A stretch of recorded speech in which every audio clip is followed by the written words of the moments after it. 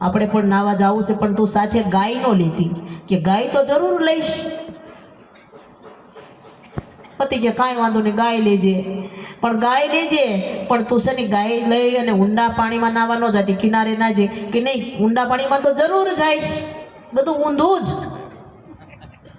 ઓલો ભાઈ બિચારો કંટાળી ગયો, હવે આનાથી છૂટું ને તો સારું.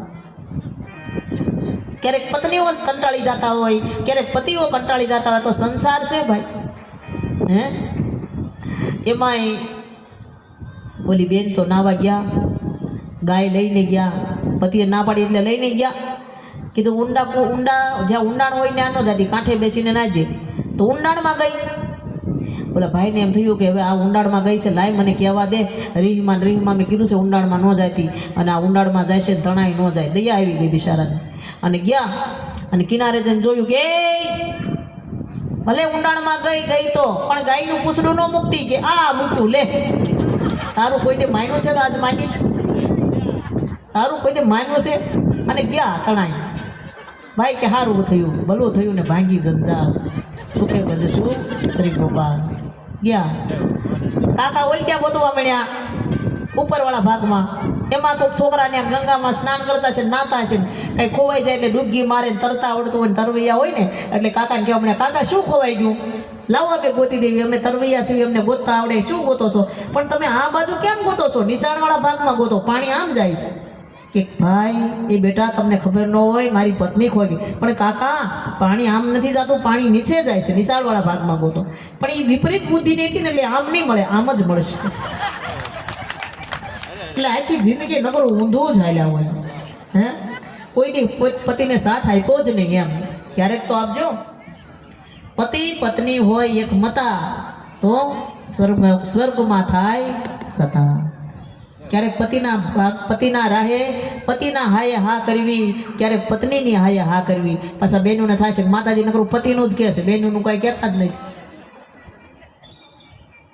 મને આવું આવડતું જ નથી, પણ આ તો ક્યારેક આવી જાય, કારણ કે બધાને કથા સાંભળવી ગમતી ન હોય. ઘણા કથા સાંભળતા હોય ત્યાં બગા હા ખાતા હોય, અને આવું કંઈક મૂકો ને એટલે આમ એવા આનંદમાં આવી જાય, ઓહો આમાં જ બધું છે. એટલે વિપરીત દિશામાં ક્યારેય જવું નહીં. અમુક લોકોનો સ્વભાવ જ એવો હોય છે, તે સુધારી જ ન શકે.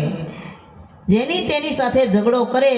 આત્મદેવ બ્રાહ્મણ ધન દોલત બધી રીતે સુખી હતો, કોઈ વસ્તુની ખામી ન હતી, પણ એક વસ્તુની ખામી કે એને ત્યાં સંતાન ન હતું.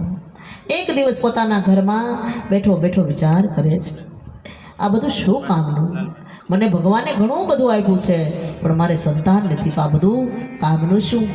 આ બધું ભેગું કરીને કોના માટે? મારે સંતાન તો છે નહીં. મારું આટલું બધું માન છે, ઘરમાં આટલો બધો મારો વૈભવ, પૈસા છે, આટલું મોટું મકાન છે, પણ મારા ગયા પછી આનું શું?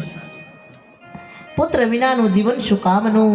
અને મારા ભાગ્ય તો જો પછી તો પુત્રની જખના વાળો આત્મદેવ બ્રાહ્મણ જ્યાં ને ત્યાં પુત્રની જખના કરવા લાગ્યો છે. પુત્રની માનતાઓ કરે છે, પથ્થર એટલા દેવ કર્યા છે. વિશાલાપુરીમાં એક તુંગભદ્રા નદી, અને તેને કિનારે શહેર, અને ત્યાં આત્મદેવી કોણ? આ જગત એ તુંગભદ્રા નદી છે. આ જગત એ તુંગભદ્રા નદી છે. આ શરીર સુંદર નગર છે, અને નગરમાં શરીરમાં જે પ્રાણ છે તે આત્મદેવ બ્રાહ્મણ છે.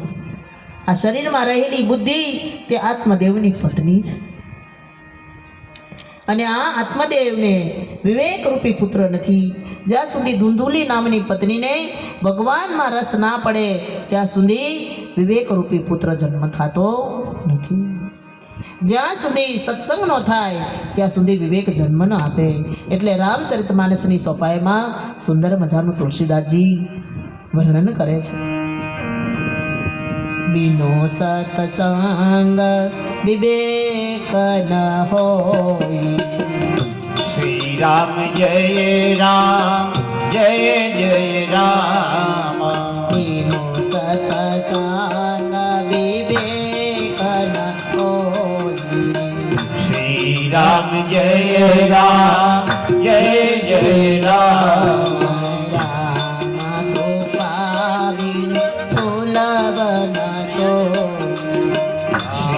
राम जय राम जय જય રામ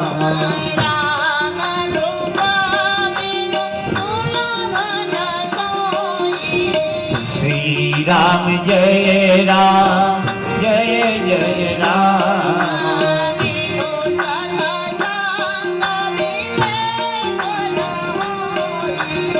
શ્રી રામ જય રામ જય જય રામ સત્સંગ વગર વિવેક ટકતો નથી. જ્યારે તમારામાં સત્સંગ આવે ત્યારે જ વિવેક આવે.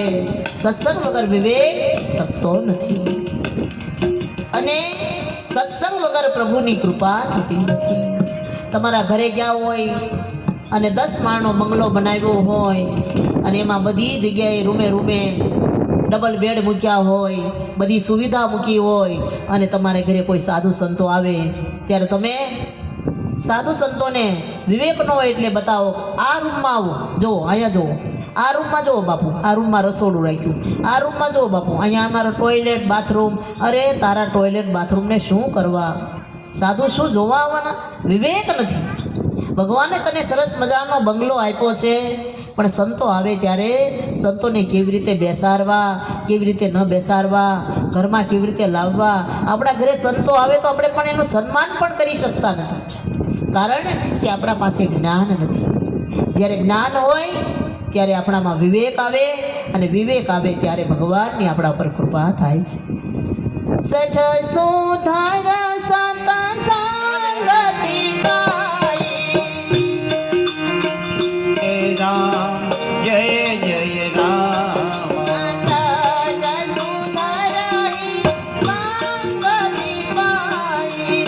શ્રી રામ જય રામ જય જય રામ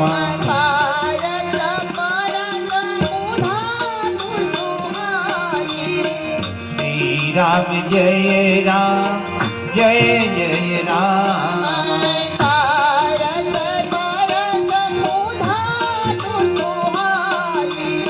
શ્રી રામ જય રામ જય જય રામ શઠમાં શઠ માણસ હોય સત્સંગથી સુધરી જાય છે. મૂર્ખ અને શઠમાં ફેર છે. મૂર્ખ માણસને તમે કાંઈ પણ કામ બતાવ્યું હોય તો એ તમે જ્યાં બતાવ્યું હોય ત્યાંથી પાછો આવે છે. વળી પાછો મોકલો એટલે વળી પાછો આવે છે. પણ શઠને ખબર પડે છે સતાય કરવું નથી એટલે વળી પાછો આવે. વળી ખીજાવ એટલે જાય, વળી પાછો આવે એટલે શઠ પણ સુધરી જાય છે. શઠ સુધર શ્રી રામ જય રામ જય જય રામ